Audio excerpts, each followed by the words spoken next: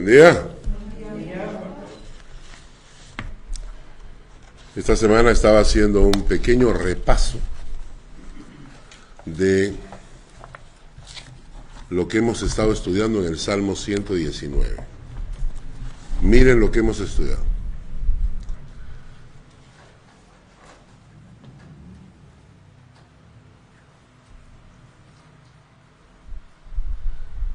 Primero hicimos una introducción. Luego hemos estudiado los 8 versículos de cada uno. Hemos estudiado: bienaventurados los que andan en sus caminos. Lávate los pies. ¿Con qué guardará el joven su camino? Con guardar tu palabra. ¿Cómo enfrentar la vida? Escoge tu camino. La oración del que busca primero el reino de Dios. ¿Qué es la palabra de Dios para ti? ¿Cómo proteger tu corazón de la maldad en el mundo? Jehová es mi herencia. Dios ha sido bueno conmigo. Dios mi hacedor, ante quien daré cuentas. Generación de cristal. No mires al burro. Los beneficios de meditar en la palabra. Lámpara es a mis pies tu palabra y lumbrera mi camino. No hay temor de Dios delante de sus ojos. Eso lo vimos la semana pasada. No hay temor de Dios delante de sus ojos. Y hemos aprendido que el Salmo 119 es la reacción de un corazón que llega a comprender que detrás de la palabra de Dios se esconde el profundo y eterno amor de Dios por nosotros. Cuando empezamos el Salmo 119, Mario dijo: ¿cuánto nos vamos a demorar en este Salmo que tiene 176 versículos? Otra persona agarró y me dijo: predicar del Salmo 119 es casi imposible, porque son demasiados versículos y tiene demasiados temas. Pero para mí lo más impactante de todo esto es la riqueza de la palabra de Dios. Estamos estudiando el Salmo 119. Hasta este momento hemos tenido ya 16 prédicas sobre el Salmo 119. Y cada una tiene un tema diferente al otro. ¿Por qué? Porque la palabra de Dios es así de rica. Y porque nosotros, sin querer, a veces menospreciamos la palabra y no le damos el tiempo que debería. Pero una de las cosas que hemos aprendido en este tiempo, entre estos salmos que hemos aprendido, está el Salmo 106, que dice: alabad a Dios, porque Él es bueno, y para siempre es su misericordia. Y ese texto de Nahum, que lo tienen en pantalla, Nahum 1:7, Jehová es bueno, fortaleza en el día de la angustia, y conoce a los que en él confían. Fortaleza en el día de la angustia, y conoce a los que en él confían. ¿Te conoce Dios? ¿Te conoce? Cuando estudiamos el Salmo 106, yo les compartía que esta expresión, alabad a Dios porque Él es bueno y para siempre su misericordia, se convirtió en una canción popular enseñada de generación en generación a los hijos del pueblo hebreo, ¿no? Esta es una estrofa popular que se cantaba inclusive cuando iban a la guerra. Se cantaban cuando iban a la guerra cantando: alabad a Dios porque Él es bueno y porque para siempre es su misericordia. Y dice el texto bíblico que cuando el pueblo empezó a cantar, la mano de Dios cayó y les dio victoria. ¡Wow! La mano de Dios, o sea, ni siquiera tuvieron que pelear, porque la mano de Dios entró a tallar, porque Dios escuchó desde los cielos: alabad a Dios, un pueblo completo cantando: alabad a Dios porque Él es bueno. y porque para siempre es su misericordia. Y entonces Dios, escuchando a un pueblo cantar así, agarra y dice, este pueblo merece que yo actúe en su favor. A veces nosotros cuando pasamos por momentos difíciles, es bueno recordar estas palabras. El día de ayer me mandaron publicidad para venderme unos libros para pintar. Y yo, como tengo a mi nieta y quiero para que ella pinte, se los voy a comprar, ¿no? Entonces son unos cuadernos, ¿no?, llenos de florcitas, ¿no? En el medio tiene un texto bíblico. Tiene un texto bíblico para pintar, ¿no? Y entonces la gente dice, déselo a sus nietos, a sus hijos, para que sus hijos pinten. Y mientras pintan, memorizan el texto bíblico. Y yo decía, realmente es algo que a veces nosotros los adultos deberíamos hacer cuando estamos aburridos, cansados, deprimidos, tristes. Agarras tu cuaderno, comienzas a pintar, te entretienes ahí pintando, pero el texto bíblico se te va grabando porque lo estás leyendo y releyendo y releyendo. Y eso, por ejemplo, deberíamos tener en casa, uno que diga, alabad a Dios porque Dios es bueno y porque para siempre es su misericordia. El Salmo 46, versículo 1 al 3, dice, Salmo 46, versículos 1 al 3.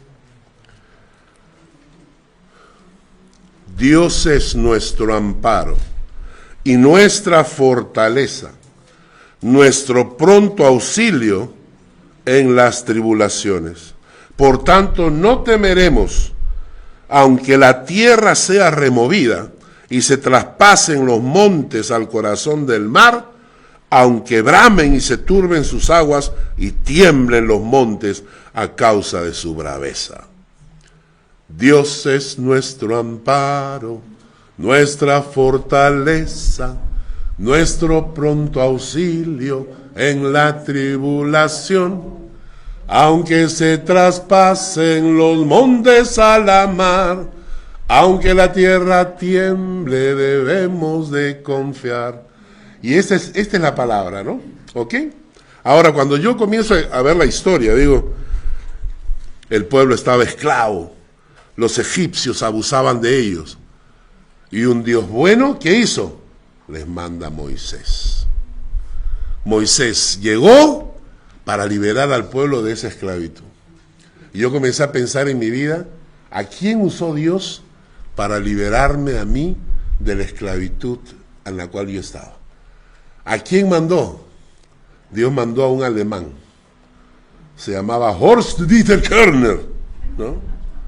Lo mandó al Perú. Él era de Alemania, llegó a Estados Unidos y Dios lo mandó al Perú. Y él llegó a mi colegio y él fue el instrumento de Dios para que yo llegara a los pies del Señor. Y Dios me liberara de esa esclavitud del pecado. ¿Quién te liberó a ti?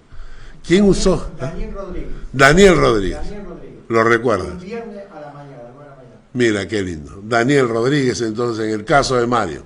¿Quién usó Dios como Moisés en tu vida? Es lindo recordar, ¿no? Hay personas que a veces uno ni sabe.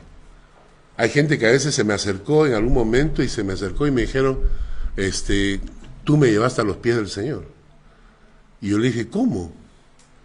Y entonces me contó una reunión, un estudio, un campamento, ¿no, verdad? Entonces Dios fue bueno conmigo. Luego los llevó por el desierto. Y cuando estaban en el desierto, la bondad de Dios los cubría con una nube para que el sol no los agotara. Y en la noche, con una llama de fuego para darles calor y para que pudieran ver, para darles luz. ¿Eso lo hace un Dios bueno o no?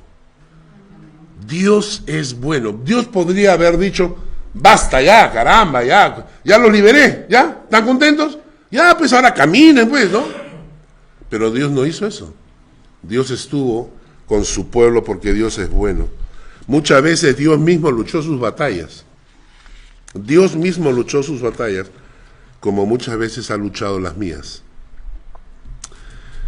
Y cuando los mandó ángeles para cuidarlos y rescatarlos, como lo hizo con Lot, cuando venía el juicio sobre Sodoma y Gomorra, y entonces Dios le mandó ángeles a Lot para sacarlo de ahí. ¿Alguna vez Dios te ha mandado un ángel? ¿Alguna vez Dios ha usado a una persona o una circunstancia que han aparecido y tú has dicho, este es mi ángel, ¿no? Alguna vez yo les conté a ustedes, ¿no?, de esa señora en Chile que ayudamos, que escribió que ella buscaba ángeles, pero no sabía que estaban en Suiza, dijo, ¿no?, cuando le mandamos ayuda para su situación. Y entonces Dios usa ángeles para sacarnos de situaciones difíciles, porque Él es bueno. ¿No es maravilloso pensar que cuando Daniel es echado en el foso de los leones, la boca de los leones se cerró porque ahí estaba el Señor con él? ¿No es eso muestra de que Dios es bueno? Y cuando los 3 amigos de Daniel son echados al horno de fuego, el otro día escuchaba una canción que Mark me la enseñó, que dice, hay uno más en el horno. Hay uno más en el horno. Y esto es impresionante, esa canción es preciosa, ¿no? Hay uno más en el horno cuando estás en medio de la tribulación. Ellos eran 3, no, habían 4. Porque cuando estás en el horno, Dios no impidió que los lanzaran.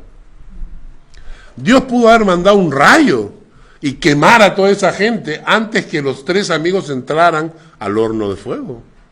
Pero no lo hizo, permitió que entraran en el horno. ¿Y para qué?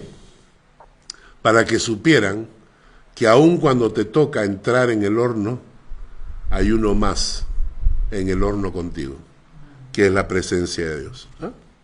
Precioso, ¿verdad? Y Dios es bueno, indudablemente Dios es bueno. Dice el texto, Jehová es mi luz y mi salvación. ¿De quién temeré?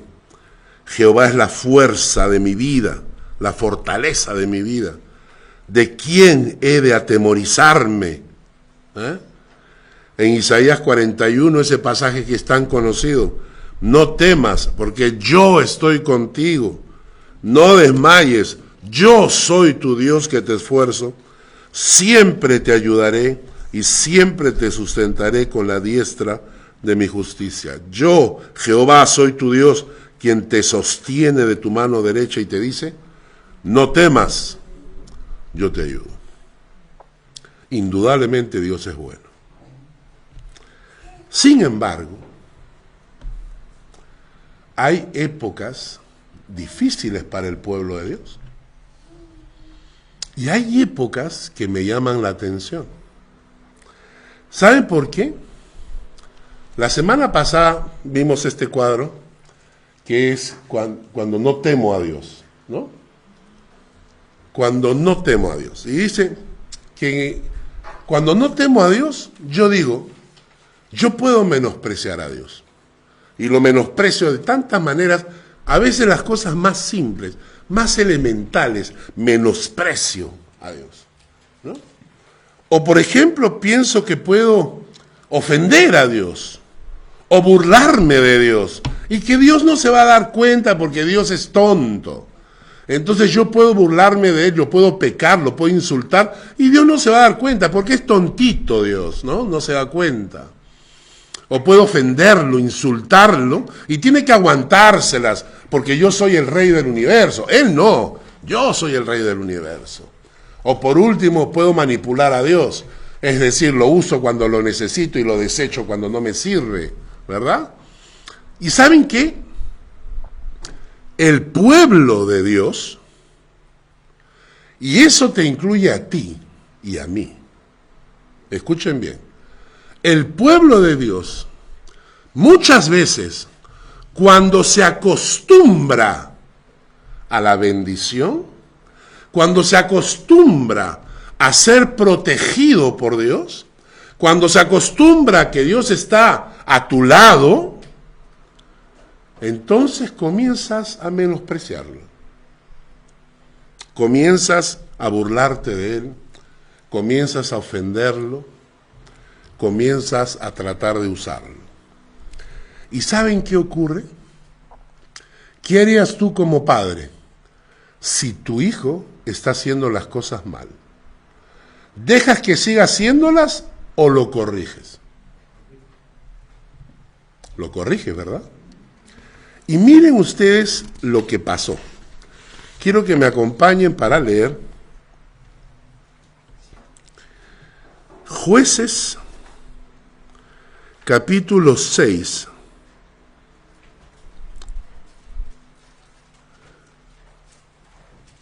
versículo 1. Jueces, capítulo 6, versículo 1. Y dice el texto: y los hijos de Israel hicieron lo malo ante los ojos de Jehová. Y Jehová los entregó en mano de Madián por 7 años. Y cuando yo he leído estos textos, se me escarapela el cuerpo, se me ponen los pelos de gallina, ¿no? ¿Acaso dejó de ser Dios bueno? No. Claro, nosotros olvidamos eso porque esa es parte de nuestra naturaleza. Parte de nuestra naturaleza es disfrutar de las bondades de la gente, de todos los favores que nos hacen, pero es muy fácil olvidarnos de eso cuando algo malo va. Y mucha gente, cuando Dios los entrega, ¿por qué? ¿Porque Dios es malo? No, porque Dios es bueno. ¿Y por qué los entrega? Por su bondad. Por su bondad es que necesita el pueblo aprender una lección. Necesita salir de la situación en la que está. Entonces Dios los entrega porque es bueno, no es porque es malo. Cuando te ocurren las cosas malas, no es porque Dios es malo, es porque Dios es bueno contigo. Si Dios no fuera bueno contigo, te abandonaría, te dejaría, pero no lo hace. Entonces, Dios, a veces la situación es tan grave, tan triste, tan pobre, que Dios necesita entregarte en las manos de Madián. En castellano, hablándolos en términos nuestros, es: córtate pues, aprende, ay, quémate para que aprendas. ¿Ah? No me quemo, quémate pues. Y entonces tú le estás diciendo, vas a aprender una lección. Y Dios los entrega, aún en su bondad, cuando el pueblo, el mismo pueblo de Dios, pierde su temor a Dios. A veces Dios tiene que entregarlos en manos de Madián para sacarte de la situación en la que estás. Y hay un texto en el Salmo 78, Salmo 78, versículos 34 y 35.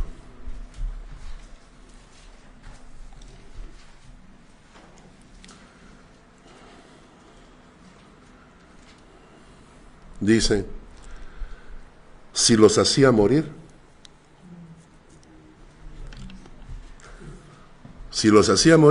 entonces, ¿qué hacen? Entonces buscaban a Dios. Entonces, ¿cómo se volvían? Se volvían solícitos en busca suya. Y se acordaban de que Dios era su refugio y el Dios Altísimo su Redentor. Y así de necios somos. Y escuchen, ni usted ni yo estamos libres de eso. Lo dije hace unas semanas atrás, muy pocos cristianos caen abruptamente. La mayoría resbalan, se deslizan. Y cuando ya se deslizaron, se dan cuenta que ya es demasiado tarde. Y entonces, hermanos, a mí me llamó la atención esto. Quiere decir que yo estoy en peligro. Tú estás en peligro de deslizarte. ¿no? De irte alejando del Señor poquito a poquito sin darte cuenta, ¿no? Es una cosa interesante porque los que venimos de Latinoamérica, especialmente los que venimos del Pacífico, es decir, los que estamos acostumbrados al mar del Pacífico, sabemos lo bravo que es el mar del Pacífico, ¿no? Y el término Pacífico es una tontería porque no es Pacífico. Las olas, yo he estado acostumbrado a bañarme en una playa con olas de 2 metros, ¿no? Que es lo normal. En el Perú las olas son de 1,5 metros, 2 metros. Estamos acostumbrados, sabes meterte, zambullirte, salir por detrás de la ola, sabes ir con la corriente, porque la corriente te jala, ¿no? Pero hay una cosa muy peculiar del mar en el Perú, y es que parece que piensa, porque tú te paras en la orilla y de repente ves como el mar se aleja, y la gente que no sabe, se mete, siguiendo el agua. Porque claro, no tienes agua donde bañarte, ¿no? Y comienzas a meterte y llega un momento en que el mar regresa. Y cuando el mar regresa, ya no tienes piso. Y tienes que saber, tienes que conocer, ¿no? Y a veces la gente no se da cuenta de esto. Y vas resbalándote en la fe y poquito a poco el mar te va chupando, hasta que cuando el mar regrese ya es tarde, ¿no? Entonces todos nosotros corremos este peligro. Corremos el peligro de que nuestra fe se enfríe. Corremos el peligro de ser seducidos por algún pecado hasta que es demasiado tarde. Piensas que estás jugando con el pecado hasta que de repente el pecado te agarra y tú ya no puedes soltarte. Entonces, hermanos, el peligro que tenía el pueblo de Israel de ser seducido, engañado, de que necesitaban de repente una reacción de Dios, y Dios tenía que hacerlos morir para que volvieran a buscar al Señor. Y dice el texto entonces, si los hacía morir, entonces buscaban a Dios. ¿Y por qué les cuento todo esto? Porque Dios sigue siendo bueno. O sea, la bondad de Dios no se ha perdido.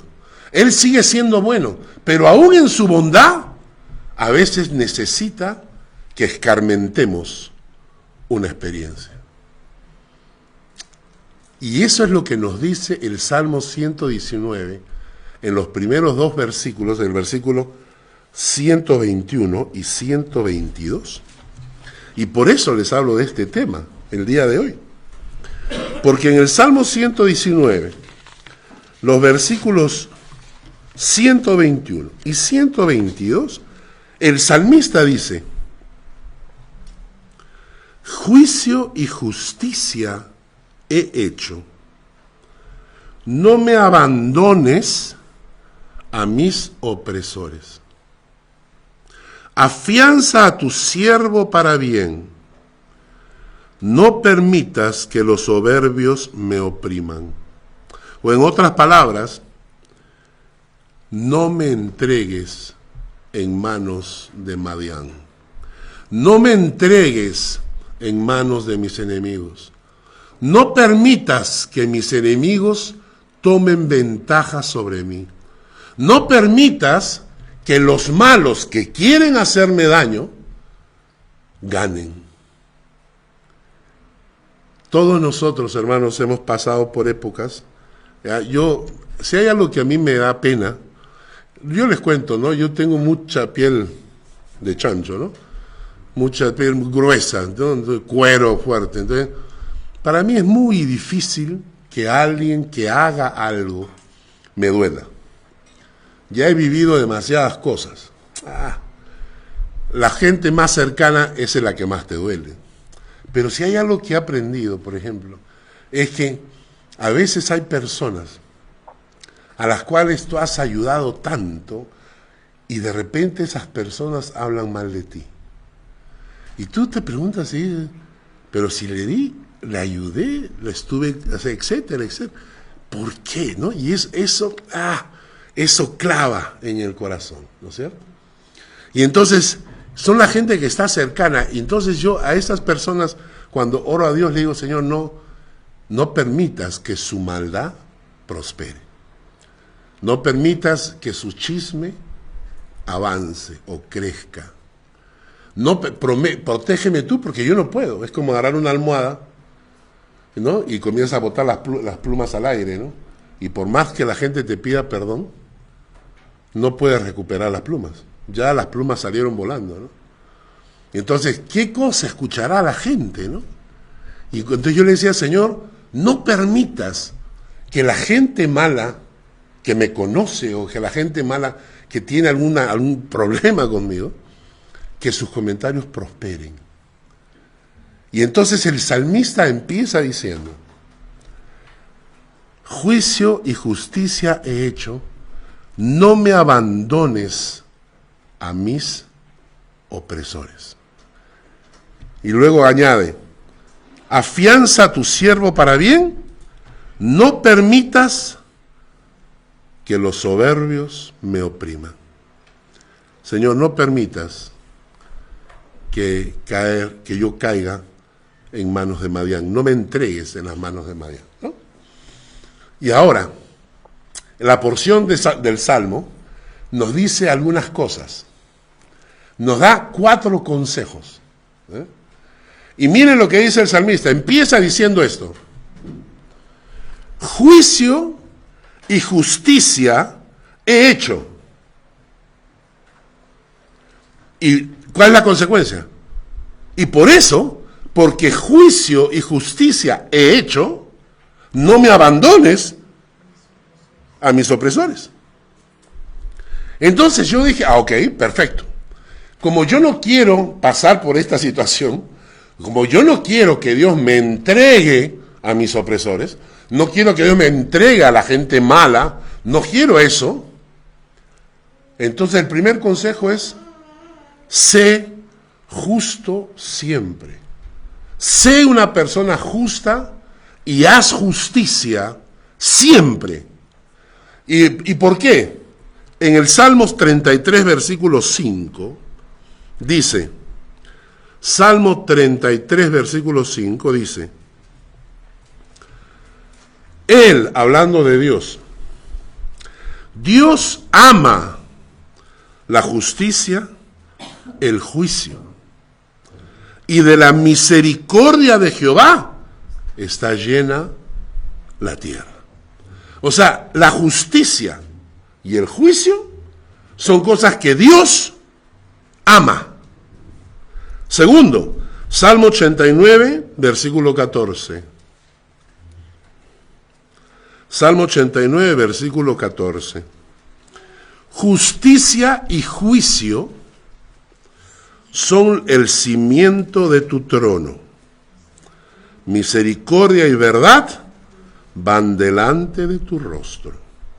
Entonces, el trono de Dios, ¿qué tiene? Justicia, juicio, misericordia y verdad. Esas son 4 cosas que son parte del trono de Dios. Me levanto en la mañana, Señor, estoy aquí en oración, quiero entrar ante tu trono. En oración. Pero su trono se basa en justicia. Se basa en ser justo. Se basa en misericordia. Se basa en verdad. Entonces yo no puedo entrar ante el trono de Dios exaltando mentiras. Yo no puedo entrar ante el trono de Dios sin tener misericordia del que necesita misericordia. A menos que tengamos un tipo de vida cristiana superficial, que creemos que podemos burlarnos de Dios. Entonces yo vengo con mis injusticias, ¿no? Y mis falta de misericordia y mi falta de verdad, y vengo delante de Dios, acá estoy, Señor, acá estoy. Y Dios te dice, ¿qué te pasa? Así no vas a entrar. ¿Entienden? Y esto es algo importante. ¿Saben por qué? Porque nosotros somos llamados a vivir una fe en la tierra. Algún día estaremos en el cielo y nos encontraremos. Un gran amigo mío me llamó para despedirse.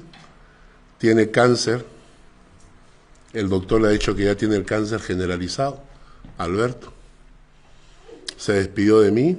Me dijo, te llamo, hermano, porque estoy listo para partir, me dijo, ¿no? En cierto momento, hablando con él, le dije, ¿te vas? Pero prométeme algo. ¿Qué cosa? Que cuando yo me muera me vienes a recoger.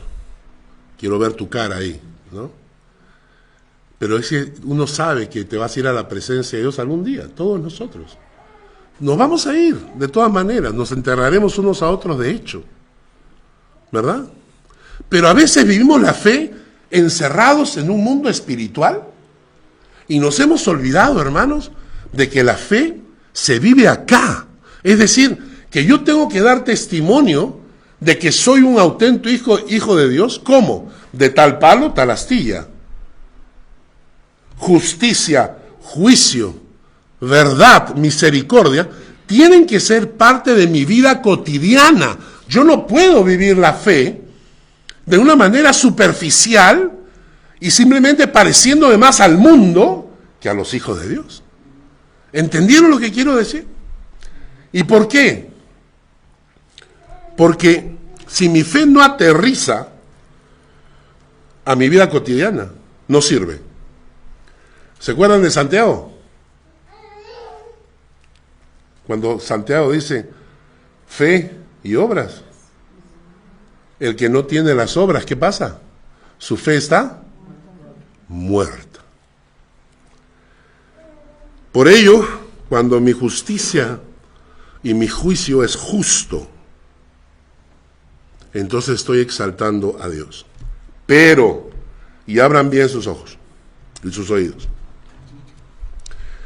cuando mi justicia y mi justo juicio solo apunta en mi beneficio, no estoy reflejando la justicia de Dios, ni estoy dando testimonio de que soy un hijo de Dios. Y vamos a la vida práctica. Estoy manejando, entonces paro un momento para contestar mi teléfono, me olvido de que he soltado el freno, el auto retrocede y ¡pa!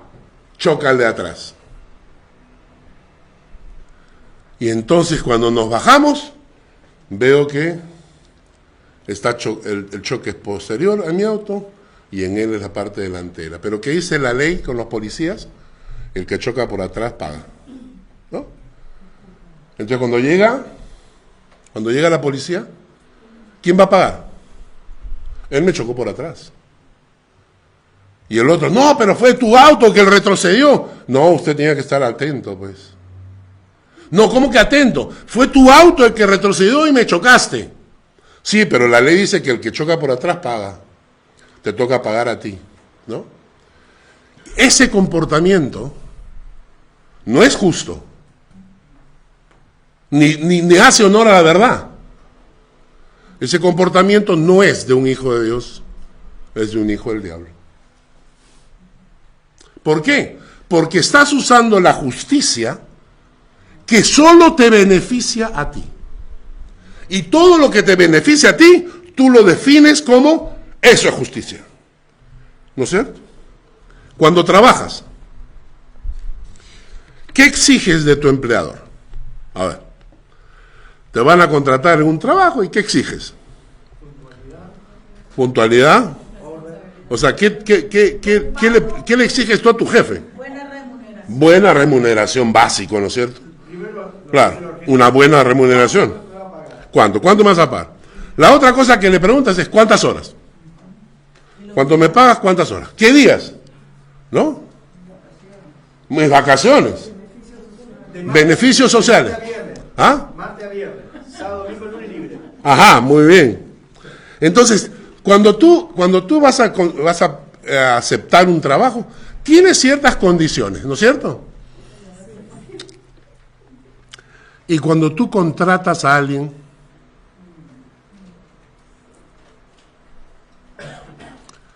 ¿Usas de justicia? ¿O en ese caso es diferente? Les digo porque nosotros en el Perú, antes, ahora ya está caro, pero antes teníamos el servicio doméstico, las chicas que trabajaban en casa. Y como las chicas no tenían cómo defenderse, porque necesitaban el trabajo, muchas eran provincianas que llegaban a Lima y la gente las contrataba porque necesitaban un trabajo, entonces les daban un cuartucho, un colchón en el piso, no les pagaban seguro, no les daban beneficios, les pagaban mínimo. Pero si esa misma persona que contrata va a un trabajo, exige. Cuando yo exijo, pero no doy, no estoy siendo justo. Y eso no refleja a un hijo de Dios, refleja a un hijo del diablo. ¿Se dan cuenta? Y en cuántas cosas más, hermanos, no reflejamos justicia en nuestros actos. Hace un tiempo atrás, un amigo mío puso unos videos allá en el internet de que él no estaba de acuerdo con los diezmos, las ofrendas, que no era posible. Entonces yo le contesté, ¿no? Y le dije, yo no sé qué piensan ustedes, pero yo creo que es mi responsabilidad sostener la iglesia del Señor. Un personaje por ahí me contestó y me respondió y me dijo, él contestó, sí, todos ustedes están acostumbrados a tener aviones. Sí, me preocupé, porque como tengo 3, me preocupé, pensé que estaba hablando de mí. Solo tengo 3, no tengo más. Entonces, sí, todos ustedes acostumbrados a tener aviones y autos de lujo. Yo he tenido un auto Toyota que para prenderlo había que empujarlo, ¿no? Cuando éramos jóvenes, en la época con mi esposa, cuando recién estábamos empezando en el ministerio, no teníamos nada. El carro, pobrecito, se caía a pedazos. Pero bueno, este hombre me dijo, sí, que ustedes los pastores acostumbrados a vivir ricos y todo lo demás, ¿no? Y por eso es que piden plata. Entonces yo le dije, no es así. Y entonces le contesté, ¿y cómo debe sostenerse el pastor de tu iglesia? Porque él te predica, él te enseña, él te aconseja. ¿Cómo debe sostenerse el pastor de tu iglesia? ¿Debe vivir del aire? Y me contestó, me dijo, los pastores son llamados por Dios y deberían vivir por fe. O en todo caso, trabajar secularmente para sostenerse. Y le respondí, ¿por qué no lo haces tú? ¿Qué te parece que trabajes secularmente cuando regreses a tu casa cansado de trabajar? Entonces te dedicas a aconsejar a los hermanos que te llamen, prepara los materiales de estudio, prepara las prédicas de la iglesia y de los asuntos administrativos de la iglesia. Me contestó, tengo que pasar tiempo con mi familia. Y le respondí, pero igual pues, también deberías hacer las 3 cosas, trabajar, pasar tiempo con tu familia y además dedicarte al ministerio. Me respondió, yo no fui llamado a ser pastor, que trabajen así los que han sido llamados a ser pastor. Y entonces yo con mucho cariño le contesté y le dije, tú no eres hijo de Dios, tú eres hijo del diablo. ¿No? ¿Por qué? Porque la injusticia que este personaje reflejaba solamente puede provenir del corazón mismo del diablo. Y entonces yo tengo que preguntarme si en mi vida cotidiana soy justo. ¿Por qué? Porque el salmista te dice, para que no resbales, para que no caigas en manos de Madián, aprende a ser justo, a hacer justicia. ¿Entienden?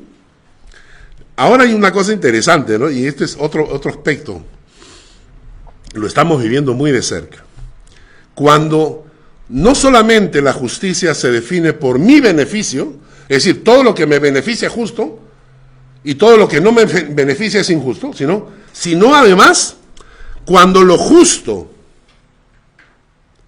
se define por mi ideología o por mis sueños o por mis anhelos. Estamos viviendo ahorita, para mí me llama mucho la atención lo que está pasando en Venezuela. Pobrecitos los venezolanos. Ahora, no hay duda de que hubo fraude. No hay ninguna duda de que hubo fraude, ¿no? Ahí están las pruebas, él no ha presentado ninguna... O sea, es un desastre lo que está pasando. Obviamente, había un fraude tremendo, ¿no? Pero ¿saben qué es lo que más me molesta? La gente cuya ideología es simpatizante con él y que lo niega, o no lo niegan, o no lo condenan, ¿no? Y el otro día escuchaba yo una conversación y les digo que a mí me toca, ¿saben por qué? Porque yo en el fondo, yo tengo un poquito eso, o sea, yo quiero realmente ayudar a la gente y yo quiero que la gente que trabaja tenga opciones de trabajo, o sea, en el fondo me pueden decir que soy medio socialista o algo así, ¿no? Pero yo creo que la gente tiene derecho también a la riqueza, también tiene derecho a eso. Entonces, cuando escucho los comentarios que les dicen, ¿no? Ustedes están cerrando sus bocas ante la matanza en Venezuela porque prefieren defender su ideología. Y eso es lo que pasa, por ejemplo, ahorita con la ideología de género, con LGTB y todas esas cosas. O sea, toda la maldad es tan grande que ellos prefieren callarse la boca. Acaba de pasar en España, ¿fue? No, bueno, no estoy seguro si fue en España o creo que fue en Francia. Una señora que es luchadora por los derechos de los musulmanes. Es una gran luchadora por los derechos de los musulmanes. Y se metieron a su casa 3 musulmanes y le robaron todo. Y cuando ella salió y le dijeron, ¿qué pasó? ¿Qué pasó? Ella dijo, 3 desconocidos. Y entonces cuando los encontraron, dijeron, no eran desconocidos, los conocías. Y sabías quiénes eran. ¿Por qué te callaste? Porque no va con su ideología. Y eso, hermano, es ser injusto. Cuando por mi ideología no soy capaz de denunciar lo que es injusto. Y entonces yo me pregunto en toda esta situación, ¿qué vamos a hacer cuando lleguemos al cielo? Hay un cuadro ahí que hay que presentar. Ahí está, este es. Una persona arrodillada, llorando, y Dios diciéndole, tú eres mi hijo, o tú eras mi hijo. Tú sabías que mi trono se basa en el justo juicio y en la justicia. Y sin embargo, tu justicia era solo aquella que te beneficiaba a ti. Tu justicia era aquella que solo convenía a tus intereses. Tu justicia era aquella que respaldaba tus ideologías, tus anhelos, tus proyectos egoístas, y decías que eras mi hijo. Cuando la justicia y el juicio, la misericordia y la verdad son la base del trono de Dios.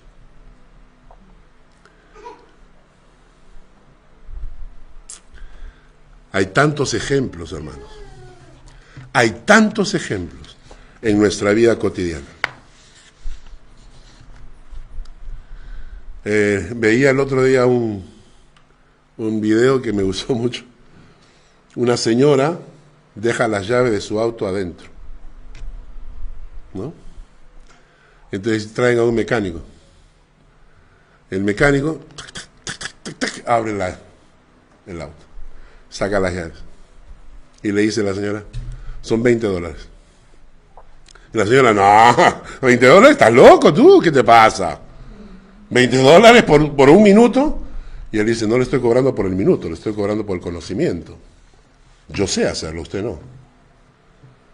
No, pero que ¿cómo se te ocurre? Son ladrones, estafadores, rateros, quieren cobrarme $20 por un minuto. Y entonces pasa otra persona por ahí que escucha la conversación y le dice, no se preocupe señora, le dice a ella, no se preocupe, yo lo resuelvo. Agarra, saca un billete de $20, se los da al mecánico, luego agarra las llaves, las tira dentro del auto y cierra el auto. Ábrelo usted, señora, ábrelo. No, pero ¿por qué cierras? Porque usted debe saber, pues $20 por un minuto. Ese tipo de cosas, hermano. ¿Me entiende? Y esto es importante porque lo debemos ver acá en la iglesia también. Es justo que las mismas personas limpien la iglesia todo el tiempo. Es justo que nuestros hermanos en la cafetería siempre hagan el trabajo y terminen y tengan que limpiar todo y todo el mundo nos vamos a la casa. Es justo que el grupo de alabanza haga siempre alabanza y nosotros ni siquiera nos preocupamos porque ya está sobreentendido. Es justo que en la escuela dominical siempre esté Claudita, Daniel, así, o sea, esas preguntas tengo que hacerme. ¿Es justo la forma en que yo estoy viviendo? ¿Es justo mi comportamiento y refleja mi comportamiento que soy hijo de Dios auténtico? Son 4 puntos. Nos vamos a quedar aquí.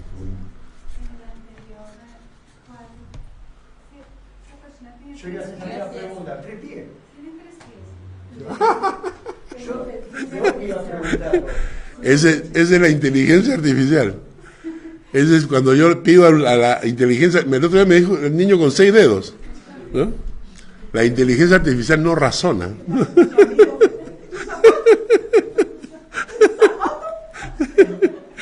Está bueno, ¿no? El del medio no es el del... Claro, ¿no? Entonces, cuando estamos pensando en esto, hermanos, y yo voy a dejarles este pensamiento el día de hoy. Piensa, dile al Señor, Señor, dame sabiduría. Dame sabiduría para ser justo. Para no pensar que la justicia es solo lo que me beneficia. Dame la sabiduría para que la justicia esté por encima de mi ideología. Inclusive por encima de mis sueños o de mis anhelos. Enséñame, Señor, a ser justo como tú eres justo. ¿Por qué? Porque como yo no quiero resbalar, yo no quiero ser entregado en manos de Madián, entonces me voy a preocupar. Cuando la gente me recuerde y hable de mí, que digan, el pastor Carlos es una persona justa. El pastor Carlos hace justicia. Gracias, Señor, por esta mañana. Gracias por este pensamiento que dejamos en la congregación para evaluarlo, para evaluar nuestras vidas. ¿Somos justos, Señor? ¿Somos justos con nuestras esposas? A la hora de evaluar a nuestras esposas que están a nuestro lado tanto tiempo, ¿somos justos? ¿Somos justos con nuestros esposos? ¿O solamente nos fijamos en los errores? ¿Somos justos con nuestros hijos? en cuanto cuando ellos hacen algo, ¿somos realmente justos? ¿O somos abusivos como padres? ¿Somos justos con nuestros amigos? ¿Somos justos con nuestros hermanos en la iglesia? ¿Somos justos con nuestra iglesia? Padre, enséñanos que la justicia, que el ser justo es parte de tu trono, que tú amas la justicia, que tú amas el ser justo, y que si reflejamos eso es porque somos auténticamente hijos tuyos. Gracias, Padre, en el nombre de Jesús. Amén.